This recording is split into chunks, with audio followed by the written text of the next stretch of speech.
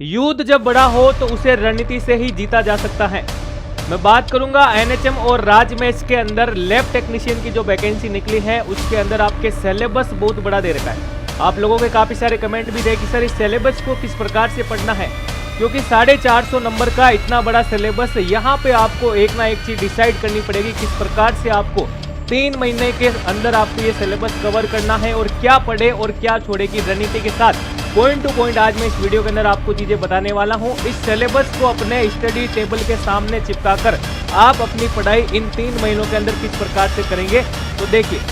Hi everyone, मैं राम सैनी एक बार फिर से आप सभी का सुदर्शन पैरामेडिकल के इस ऑनलाइन प्लेटफॉर्म पर हार्दिक स्वागत करता हूं। दोस्तों आज के इस विशेष वीडियो में हम बात करेंगे, मैं आपका ज्यादा समय नहीं लूंगा, पॉइंट टू पॉइंट बात करते हैं कि राजमेश और एनएचएम की वैकेंसी के अंदर लैब टेक्नीशियन के लिए इतना बड़ा जो सिलेबस दे रखा है, इसके अंदर जो जो चीजें आपको पढ़नी है उसके बारे में हम जो है सटीक विश्लेषण करने वाले हैं। सबसे पहले बात करूंगा यहाँ पे, अगर आपने टेलीग्राम नहीं ज्वाइन किया तो आप विशेषली ज्वाइन करें। पैरामेडिकल से रिलेटेड सारी इंफॉर्मेशन और आपको कंटेंट यहीं पे अवेलेबल होगा, जिसका लिंक वीडियो के डिस्क्रिप्शन में दे रखा है। और तैयारी के दौरान अगर आपको कोई भी डाउट या दिक्कत हो, इस नंबर पर आप कॉल करके संपर्क कर सकते हैं। अब हम बात करते हैं दोस्तों आपके सिलेबस के अंदर ऑल ओवर पॉइंट्स के बारे में, यानी कि 450 नंबर में सबसे पहले बात करें कि आपको क्या क्या चीजें दे रखी हैं और किस प्रकार से आपको इसे पढ़ना ही पड़ेगा, ठीक है। देन हम बात करें, सबसे पहले देखो मेडिकल लैब टेक्नीशियन या संविदा लैब टेक्नीशियन के लिए आपके जो डिटेल्स यानी सिलेबस दे रखा है उसकी बात करेंगे। टोटल मार्क्स ये 450 नंबर का दे रखा है। इसको आपके 45 मार्क्स के पार्ट्स के अंदर डिवाइड कर रखा है। तो सबसे पहले आपके ए सेगमेंट की अगर बात करें, general knowledge and general science और करंट अफेयर्स का पोर्शन दे रखा है। अब देखो पैरामेडिकल स्टूडेंट क्या करते हैं कि नॉन टेक्निकल का ये जो पोर्शन है वो नहीं पढ़ते हैं, तो मैं अभी कह सकता हूं कि ये जो पोर्शन आपके दे रखा है ये ऑल ओवर वैकेंसी के अंदर पूछा जाता है, तो ये आपके लिए एक कॉमन पार्ट है। इससे अगर आप कोई भी आगामी वैकेंसी के अंदर कोई फाइट करना चाहते हो तो इस सिलेबस को आज ही तैयार करना, क्योंकि दोस्तों आपके नॉन टेक का पोर्शन अब आपके, चाहे आप स्टेट की वैकेंसी फाइट करो या फिर आप सेंट्रल लेवल की वैकेंसी फाइट करो, सब जगह आपके ये पूछा जा सकता है। तो यहां पे देखो बात करें दोस्तों आपके जीके के अंदर क्या क्या पोर्शन आएगा। हम बात करेंगे आपके हिस्ट्री ऑफ इंडिया दे रखा है, Indian national movement with important events in Rajasthan, Rajasthan से रिलेटेड हम बात करेंगे यहाँ पे। आगे हम बात करें दोस्तों इंडिया एंड राजस्थान ज्योग्राफी, दोनों की ज्योग्राफी दे रखी है, फिजिकल, सोशल और इकोनॉमिक। देन हम बात करें आपके India and Rajasthan state and government constitution, political system और पंचायती राज सिस्टम। यहां से आपके राजस्थान के अंदर आपने पढ़ा होगा पंचायती राज सिस्टम से क्वेश्चन पूछा ही जाता है, ठीक है। ये सिलेबस पढ़ने के बाद राजस्थान आरएसएसबी के द्वारा ये एग्जाम किया जा रहा है, तो वहां के पुराने पेपर भी आपको सॉल्व करना है कि इस टॉपिक से आपके कैसे क्वेश्चन बनते हैं, ये भी आपको पता लग जाएगा। आगे बात करें, बायोडाइवर्सिटी का टॉपिक दे रखा है, क्लाइमेट चेंज के बारे में बात करें, ज्योग्राफी के अंदर पढ़ते हैं सर, बिल्कुल। आगे हम बात करें दोस्तों आपके करंट इवेंट्स। अब करंट आपको जो है पढ़ना है दोस्तों इंडिया, राजस्थान और वर्ल्ड। अब आपके एग्जाम दोस्तों जून के अंदर हैं, तो आपको मैं अभी बता देता हूं जनवरी से लेकर के आपको पूरा पूरा 6 मंथ का जो है सिलेबस जो है करंट अफेयर का जो है वो आपको तैयार करना है दोस्तों, ठीक है। जनरल साइंस आपके 10th स्टैंडर्ड की पूछी जाएगी, जो हम छोटी क्लासों से पढ़ते हुए आए, वो सारी चीजें। अब ये सारा सिलेबस मिला के आपके कितने नंबर का है, 45 नंबर का पोर्शन आपके नॉन टेक में ये पूरा पूरा दे रखा है दोस्तों, ठीक है ना। हाँ, तो जितनी चीजें मैंने आपको बोली हैं वो सारी चीजें आपको यहाँ पे ऐड करनी है। और मैंने एक चीज ये भी बोली थी कि आरएसएसबी का पेपर पैटर्न आप जरूर देखें नॉन टेक का, ताकि आपको लैब टेक्नीशियन के अंदर नॉन टेक कैसा पूछा जाएगा ये लेवल आपको एक पता लग जाएगा, ठीक है। आगे बात करते हैं, देखो 45 नंबर के पोर्शन में आपके अब यहां पे देखो इंग्लिश और हिंदी दोनों का सिलेबस दे रखा है। ज्यादा घबराने की आवश्यकता नहीं है, ये इंग्लिश और हिंदी वही पोर्शन है जो छोटी क्लास के अंदर पढ़ के आए। जैसे हम बात करें यहाँ पे दोस्तों आपके टेंस का पोर्शन है, बिल्कुल, जंबल सेंटेंस का पोर्शन है, नरेशन में डायरेक्ट और इनडायरेक्ट दोनों छोटी क्लासों में पढ़ के आए। मॉडल्स की बात करें, आर्टिकल और डिटरमाइंस की बात करें, ये सारी चीजें हम पढ़ के आए हैं। लेकिन अब समय है थोड़ा सा आपको यहाँ पे रिवाइज करने की, उनको थोड़ा सा रिवाइज कर लोगे, छोटे छोटे कंसेप्ट इनके क्लियर कर लोगे और थोड़ी सी क्वेश्चन प्रैक्टिस कर लोगे तो आराम से हो जाएंगे दोस्तों, ठीक है। कंप्रेशन की बात करें, यहाँ पे हम बात करें दोस्तों होमोफोन्स के बारे में, क्लाउजेज के बारे में, सिनोनिम्स। आगे हम बात करें आपके वर्ड्स, पेयर ऑफ वर्ड्स के बारे में, और हम बात करें आपके idioms, use of preposition, active और पैसिव वॉइस के बारे में, ठीक है। तो ये पूरा पूरा आपके पोर्शन दे रखा है इंग्लिश का। और इसी के साथ इसी पार्ट में आपके जनरल हिंदी दे रखी है, जिसमें हम बात करें आपके शब्दों की संधि है और संधि विच्छेद है। ये छोटी क्लास में हम पढ़ते हुए आए हैं, तो बिल्कुल। और यहां से सिंपल से क्वेश्चन पूछे, उपसर्ग की बात करें, प्रत्यय की बात करें, पद की रचना किस प्रकार से होती है ये भी आपको पढ़ना है, शब्द युग्मों का अर्थभेद, पर्यायवाची शब्द और विलोम शब्द, बिल्कुल ये तो सर हम जो है हाँ एक दूसरे से क्वेश्चन पूछते पूछते भी याद कर सकते हैं। बिल्कुल लाइब्रेरी में अगर अपन बैठे हैं और बैठे बैठे क्या करते हैं, पढ़ाई करते हैं वहां पे और थोड़े से बोर हो जाते हैं तो बाहर जाकर के हम क्या कर सकते हैं, एक दूसरे के साथ क्वेश्चन जो है पूछकर शेयर कर सकते हैं। और इसी प्रकार से आपको जो है इस सिलेबस को जो है भाई पूरा करना है। शब्द शुद्धि, शब्दों को शुद्ध लिखना, वाक्य शुद्धि, वर्तनी संबंधी अशुद्धियां, वाक्यांश के लिए एक शब्द, पारिभाषिक शब्दावली और मुहावरे और लोकोक्ति। बिल्कुल हम बात करें भाई मुहावरे और लोकोक्ति भी हम पढ़ के आए हैं, तो यहाँ पे सिर्फ और सिर्फ इनका रिवाइज ही करना है। आगे हम बात करें नॉन टेक के अंदर आपके कंप्यूटर का पोर्शन दे रखा है, और जिन्होंने RACIT वगैरह कर रखी है उनको पता होगा कि बेसिक के अंदर आपके क्या क्या कोर्स यानी हम पढ़ते हैं कंप्यूटर के अंदर, वो सारा सिलेबस आपके पूछा गया है। डेफिनेशन का पार्ट पूछा जाएगा, हार्डवेयर सॉफ्टवेयर इनपुट आउटपुट, यहां से ये पोर्शन आपका जो है पूछा जाएगा। जैसे हम बात करें आपके basic application of computer, fundamentals of computer science, concept of open source technology, input और आउटपुट डिवाइस, ऑपरेटिंग सिस्टम है, knowledge of MS word, MS excel, MS access और MS PowerPoint, PDF internet और email. भाई इस बहाने आपका जो है कंप्यूटर का नॉलेज इतना शानदार हो जाएगा कि सर हम मेडिकल के अंदर आगे जाके काम भी करेंगे तो ये सारी चीजें काम आती, क्योंकि वहां जाओगे तो आपको एक PACS का सॉफ्टवेयर मिलेगा, यानी आपको लैब के अंदर एक सॉफ्टवेयर भी चलाना होता है, तो वहां पर ये सारी चीजें आपके यूज भी होने वाली। तो कहीं ना कहीं ये आपके सिलेबस जो है सोचकर बनाया हुआ है कि आगामी जो है आपके जब आप जॉब लग जाएंगे तो वहां पे भी ये चीजें आपके काम आने वाली। अगर अब तक नहीं सीखा तो अब आप सीख लेंगे भाई, ठीक है। कंसेप्ट ऑफ कंप्यूटर, वायरस और एंटीवायरस के बारे में, हार्डवेयर सॉफ्टवेयर के बारे में और इनके सारे सारे प्रोसीजर के बारे में। फिर हम बात करें रोल ऑफ इंफॉर्मेशन टेक्नोलॉजी, ठीक है ना, IT in government and IT acts और रेगुलेशन। यहां से आपका एक क्वेश्चन जो है दोस्तों पक्का ही बनता है, ये भी आपको जो है IT के बारे में और IT एक्ट्स और रेगुलेशन के बारे में ये भी आपको जो है पढ़ना है। यहाँ पे काफी सारी चीजें हमने पढ़ रखी हैं और काफी सारी चीजें जो आपको पढ़नी है यहाँ पे। इस प्रकार से ये 45 नंबर का पोर्शन आपके कंप्यूटर का दे रखा दोस्तों। अगर नहीं पढ़ी हुई है तो बिल्कुल राजस्थान NHM के अंदर जो आपकी पूरा syllabus, technical portion, non technical portion, आप हमारे एप्लीकेशन को डाउनलोड करें, वहां पे आपको जो है बैच मिल जाएगा सेपरेट, जिसके अंदर ये आपके 450 मार्क्स का पूरा पोर्शन व्यवस्थित तरीके से करवाया जाएगा। आप विजिट कर सकते हैं दोस्तों, ठीक है, टेस्ट सीरीज के साथ में। आगे हम बात करें नेशनल हेल्थ प्रोग्राम, भाई ठीक है ना, ये एक बड़ा पोर्शन आपके इस बार ऐड किया है 45 नंबर का, क्योंकि NHM का है तो आपके NHM पूरा आ रखा है भाई, national health mission.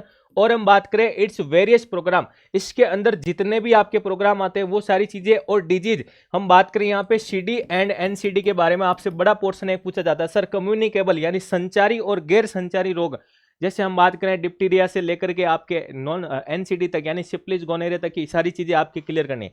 Ayushman Bharat और related health program, Ayushman Bharat ठीक है ना, जिसे हम बात करेंगे PM नरेंद्र मोदी जी के द्वारा झारखंड के रांची से स्टार्ट की गई, तो वहां स्टार्टिंग से लेकर के अब तक के जितने भी अपडेट्स हैं इस योजना से, इस प्रोग्राम से रिलेटेड, वो सारी चीजें आपको जो यहाँ पे पढ़नी है। और ये आपके 45 नंबर का। इसके अंदर हम बात करें इसकी सारी स्टेज, यानी कि शुरू से लेकर के, स्टार्ट से लेकर के अब तक जितने भी इसके अंदर चेंजेज हुए हैं वो, और इसका जो हम बात करें सर बेसिक फंडामेंटल पूरा बेसिक इंफ्रास्ट्रक्चर जो है इसका, वो आपके एग्जाम के लिए जो है हम बात करें इंपॉर्टेंट है दोस्तों। क्योंकि यहाँ ये छोटा टॉपिक दिख रहा है, 3 ही टॉपिक है, लेकिन 45 नंबर का पोर्शन 100% क्वेश्चन पूछा जाएगा। NHM की वैकेंसी है तो NHM के खूब सारे क्वेश्चन आपको देखने को मिलेंगे। आगे आते हैं फिर हमारे क्वालिफिकेशन का पार्ट, यानी DMLT का पार्ट। अब देखो दोस्तों, यहां पे एक चीज बताता हूं आपको छोटी सी, कि जब आपने DMLT की थी, ठीक है ना, तो उस समय आप क्या कर रहे थे सर हम एकेडमी की तैयारी कर रहे थे, ठीक है ना, एकेडमी की तैयारी कर रहे हैं। लेकिन अभी आप क्या कर रहे हैं, वैकेंसी की तैयारी कर रहे हैं। तो आपको ये चीज समझनी ही पड़ेगी दोस्तों कि क्या पढ़े और क्या छोड़े। मैं अभी भी कह रहा हूं आपको, क्या पढ़े और क्या छोड़े, ये मैंने टैगलाइन क्यों ली है, क्योंकि आपको मुझे ये अंतर समझाना था कि एकेडमिक के अंदर जब आप चीजों को पढ़ते हो तो पूरी फुल डिटेल के अंदर पढ़ते हो। फुल डिटेल्स का मतलब हर एक चीज को सर हम जो है डिस्क्राइब करते हुए चलते हैं, लेकिन वैकेंसी के अंदर आपको पॉइंट टू पॉइंट पढ़ना पड़ेगा। क्यों? क्योंकि दोस्तों वैकेंसी के अंदर आपके जो है क्वेश्चन पूछे जाते हैं वो ज्यादा थ्योरेटिकल आपके क्वेश्चन नहीं होते हैं। और हम बात करें RSSB एग्जाम करवा रही हैं आपके, तो हम बात करेंगे आपके वन लाइनर के क्वेश्चन भी होंगे, आपके लिए क्रॉस मैच के क्वेश्चन भी पूछे जाएंगे, स्टेटमेंट का क्वेश्चन भी होगा, और जैसे कि ट्रू और फॉल्स के क्वेश्चन पूछे जाते हैं तो ये अपने विभाग के द्वारा पूछे, ऐसे क्वेश्चनों के लिए ऊपर आपको पकड़ बनानी है। तो इसके लिए आपको वैकेंसी के अंदर किस प्रकार से तैयारी करनी है, वो भी आपके क्वालिफिकेशन 270 नंबर के पोर्शन के साथ, तो आप एक जटीज क्या कर सकते हैं भाई, इस अंतर को आपको जब तक समझ में नहीं आया तब तक तैयारी करने का कोई मतलब नहीं है, ठीक है। आगे हम बात करें यहाँ पे देखो बड़ा पोर्शन है आपके एनाटॉमी और फिजियोलॉजी, जहां से सबसे ज्यादा क्वेश्चन पूछे जाते हैं इस पोर्शन से, क्योंकि भाई जो ह्यूमन ऑर्गेनाइजेशन सिस्टम है जितने जितने सारे सारे वहां से आपके ज्यादा पार्ट पूछे जाते हैं। कहीं ना कहीं मैं मानता हूं कि अगर आपको दूसरे सब्जेक्ट पढ़ने से पहले इस सब्जेक्ट को क्लियर कर लेना चाहिए, ताकि ये आपका बेसिक सब्जेक्ट भी है, ज्यादा नंबर लाने वाला सब्जेक्ट भी है, और इसी सब्जेक्ट के ऊपर दूसरे वाले भी टिके हुए हैं। भाई दूसरी चीजें भी पढ़ोगे तो ये आपको पहले पढ़ना जरूरी है। अब इसमें हम बात करें सेल से स्टार्ट करें, cell, tissue, blood, circulatory system, digestive, respiratory, nervous system, endocrine system, urinary system, sensory organ में ईयर आ गया, नोज, टंग और स्किन, ठीक है ना, और आई भी ऐड कर लेना, पूछा जाएगा। स्केलेटन सिस्टम, मस्कुलर सिस्टम और रिप्रोडक्टिव सिस्टम, ये सारी चीजें आपके एनाटॉमी और फिजियोलॉजी में पूछी जाती है। आगे हम बात करें आपके हिमेटोलॉजी और ब्लड बैंक का पोर्शन। हिमेटोलॉजी और ब्लड बैंक दोनों ही एक साथ आपको पढ़ना है। हिमेटोलॉजी के जो टॉपिक है यहां पे हम बात करें दे रखे हैं इंट्रोडक्शन टू क्लिनिकल हिमेटोलॉजी। अभी भी कह रहा हूं जो भी सब्जेक्ट को पढ़ो पहले सब्जेक्ट के बारे में पढ़ोगे, इसके अंदर होता क्या है, इस हिमेटोलॉजी डिपार्टमेंट में क्या क्या चीजें होती हैं और इसके अंदर मुझे क्या क्या पढ़ना है। ये चीजें जब तक अपने स्टडी टेबल के सामने नहीं चिपकाओगे, अपने पास जो नोट्स बन रहे हैं, जो चीजें पढ़ रहे हैं, आपको हर एक के ऊपर टिक लगाना पड़ेगा, ये हमने पढ़ लिया सिलेबस के अनुसार, तब जाके ये इतना बड़ा सिलेबस आपका पूरा होगा। तो यहां पे देखो बात करें फिर इस हिमेटोलॉजी के अंदर सर जितने भी इंस्ट्रूमेंट हैं पहले इंस्ट्रूमेंट पढ़ो, क्योंकि इंस्ट्रूमेंट के अंदर आपको दोस्तों मैं बात करूंगा उनके नाम और उनके फंक्शन, यानी हम पर्पज का क्वेश्चन पूछा जाता है, तो ये चीज आपको याद रखनी है। और यहां पे आप साथ साथ क्या करोगे, इनके डायग्राम का जो है आपको पूरा पूरा पोर्शन याद रखना है। आरएसएसबी में ऐसे क्वेश्चन पूछे जाते हैं। ग्लासवेयर की बात करें, फिर हम बात करें आपके वेरियस स्टेन, बफर और अदर सॉल्यूशन, ठीक है। आगे आता आपके दोस्तों method of collection of blood sample and anticoagulants used in different test. अब मैं दोस्तों बात करूंगा यहां पे कि अगर इन्होंने एकेडमिक के अंदर आप लोगों ने थ्योरी पढ़ी है, तो मैं आपको पढ़ाने वाला हूं कि थ्योरी के साथ साथ प्रैक्टिकली वे में जब तक आप चीजें नहीं देखोगे भाई कि किस प्रकार की क्या इंस्ट्रूमेंट होते हैं, किस प्रकार से आपका प्रोसीजर होता है, तो वो सारी चीजें आपको यहाँ पे देखने को मिलेगी। ऐप के अंदर आप क्लास ज्वाइन करते हैं तो थ्योरी के साथ साथ आपको प्रैक्टिकली वीडियो भी छोटे मोटे सारी चीजों के द्वारा बताए जाएंगे, ठीक है। देन हम बात करें, अगला आपके आ जाता है दोस्तों red blood counting, white blood counting, platelets, reticulocyte आ जाता है, हीमोग्लोबिन एस्टिमेशन, पीसीवी है, ब्लड सेल इंडिसेज है, ईएसआर है, पीबीएफ है, मॉर्फोलॉजी आरबीसी की, मॉर्फोलॉजी डब्ल्यूबीसी की, DLC, TLC, bone marrow examination, osmotic fragility test, foetal haemoglobin, और हीमोग्लोबिन को पूरा पूरा क्लियर कर लेना, अभी भी कह रहा हूं, G6PD एस्टिमेशन, सिकलिंग टेस्ट, और आपका हिमेटोलॉजी में ऑटोमेशन का चैप्टर। यहां से ये सारी चीजें आपके हिमेटोलॉजी में पूछी जाएगी भाई। अब आता आपके ब्लड बैंक का पोर्शन। ब्लड बैंक के अंदर देखो स्क्रीनिंग और सिलेक्शन ऑफ डोनर, कलेक्शन और storage of blood, blood grouping का पूरा पूरा अलग चलेगा, ABO testing, slide tube test, फिर आरएच ग्रुपिंग, इसका भी टेस्ट, क्रॉस मैचिंग, इसके अंदर हम बात करेंगे आपके सलाइन, एल्बुमिन, कुम टेस्ट, और यहां पे आगे आते तो अपन पढ़ेंगे दोस्तों preparation of various component of the blood और डियर स्टोरेज, और आपके group and cross matching by gel technique. तो जेल टेक्निक का एक आध क्वेश्चन आपके जरूर पूछा जाएगा, ये भी आप याद रखें। आगे हम बात करें दोस्तों सीपी, क्लिनिकल पैथोलॉजी का पोर्शन, कंप्लीट यूरिन एग्जामिनेशन, ठीक है ना, semen analysis, CSF, blood cell count, CBC, haemoglobin estimation, PCV, ESR और रेड ब्लड इंडिसेज, ये भी यहाँ पे पढ़ना है। एलिसेल आपको पढ़ना है, टेस्ट फॉर कोल्ड एग्लूटिनेशन ये भी पढ़ना है, टीएलसी डीएलसी आपको पीछे हिमेटोलॉजी में भी दे रखा है, तो एक जगह पढ़ोगे तो चल जाएगा भाई, ठीक है ना। लेकिन यहाँ पे आपको क्लिनिकल सिग्निफिकेंस अलग से पढ़ लेना, लेकिन आप एक जगह नोट्स बना के पढ़ते हो तो कोई दिक्कत नहीं है, वहां पे भी नीचे आप क्लिनिकल सिग्निफिकेंस, क्योंकि जब तक मान लीजिए कोई टॉपिक है, मान लो आरबीसी काउंटिंग है, ठीक है ना, इसको आप टॉपिक को पढ़ने से पहले आपको एक रणनीति या एक चार्ट बनाना पड़ेगा कि मैं इस आरबीसी काउंटिंग के अंदर पढ़ूंगा क्या क्या। तो ये सारे टॉपिक आपको एक चार्ट बना के पहले बनाना है कि मुझे इसमें ये पढ़ना, ये पढ़ना, ये पढ़ना, ये पढ़ना, ताकि क्वेश्चन पुटअप हो तो आपको पता लगे कि ये यहां से आ रखा है, ठीक है। तो इस प्रकार से, और हम बात करें यहां पे आगे आपके अगला सब्जेक्ट आ जाता है एनवायरमेंटल स्टडी, ठीक है ना। एनवायरमेंटल स्टडी के अंदर आपके हम बात करें बायोटिक और बायोटिक एनवायरमेंट के बारे में, adverse effect of environmental pollution का पार्ट दे रखा है, जिसमें आपके टाइप भी दे रखे हैं। फिर आता आपके बीएमडब्ल्यू यानी बायोमेडिकल वेस्ट मैनेजमेंट के बारे में। तो बायोमेडिकल वेस्ट मैनेजमेंट जो है आपका दोस्तों, ये बहुत इंपॉर्टेंट टॉपिक है, यहां से आपके जरूर क्वेश्चन पूछा जाएगा।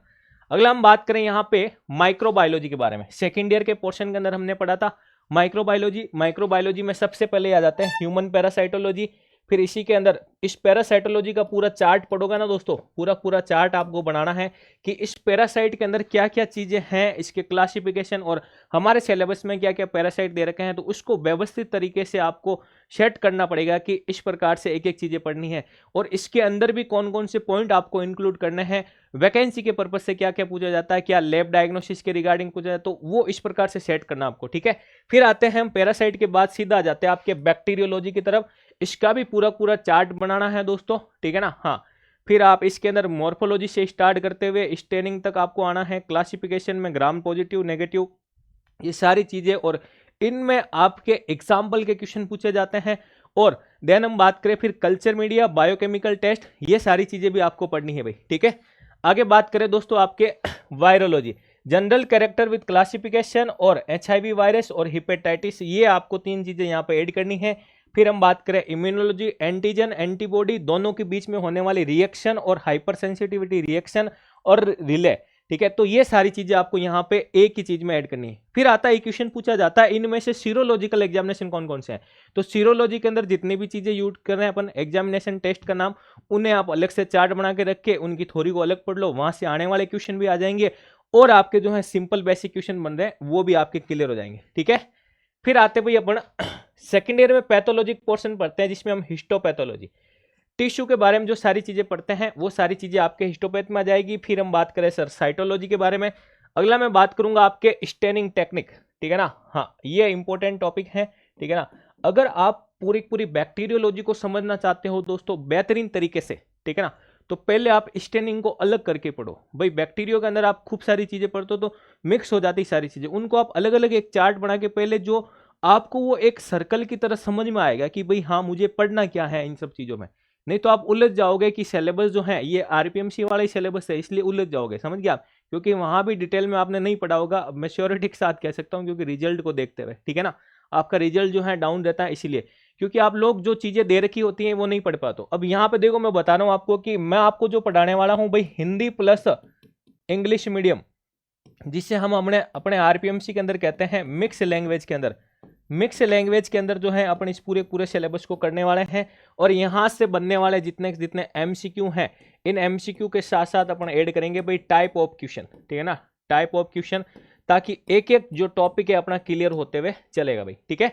फिर आता है आपके हिमेटोलॉजी का पोर्शन जिसमें आपके BT CT ये सारी चीजें आ जाती भाई आपके, ठीक है। आगे बात करें माउंटिंग टेक्निक, और फिर आता है आपके बायोकेमिस्ट्री। बायोकेमिस्ट्री में देखो कार्बोहाइड्रेट को पूरा पढ़ लो, कार्बोहाइड्रेट पूरा पढ़ लो, साइकिल पढ़ लो, एक भी क्वेश्चन बाहर नहीं जाएगा, ठीक है ना, ये कार्बोहाइड्रेट।